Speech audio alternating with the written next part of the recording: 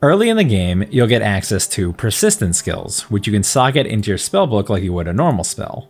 The key difference is that the game doesn't tell you that you need to actually right-click it to activate it, which you can see here in the top left gives you a confirmation buff that the skill is active. I've seen a lot of people and even creators go the whole game without actually activating this, when it actually makes a huge difference in the way that you play. So what happens if I want to use more than one persistent skill? Well, if I try to socket it here, it's going to tell me that I don't have enough spirit because you start the base game out with 30 spirit and that's enough for one persistent skill. But if you get items, such as my second weapon set here, like the scepter actually gives 100 more spirit. So this actually gives me enough to activate both raging spirits and mana remnants.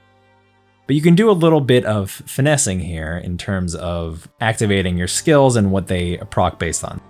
So fire skills are what are used to proc raging spirits. So anytime you use fire spells, it'll summon the raging spirits. But I also have a really great lightning staff. In fact, it gives 100% increased lightning damage. So I definitely want to be using that for my lightning spells. So what you can do here is if I go into Flame Wall and I click on this arrow here, you can actually tell it to use this spell with this weapon set. So whenever I'm using Flame Wall, the spell, it's only going to use it with my weapon set 1, which is the scepter and wand. Now if I go to Spark, I can tell it to only use weapon set 2, which is the lightning staff, so it'll benefit from the increased lightning damage. So now if I go back out and I can show you, when I use my Firewall, it's going to summon the raging spirits, which are the floating skulls.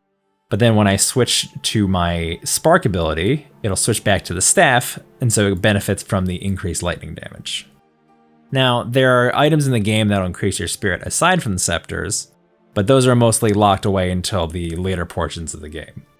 I hope this helps you in your Path of Exile 2 journey, and if you want to know any more specifics about spirit, please let me know in the comments below, and thank you so much for watching.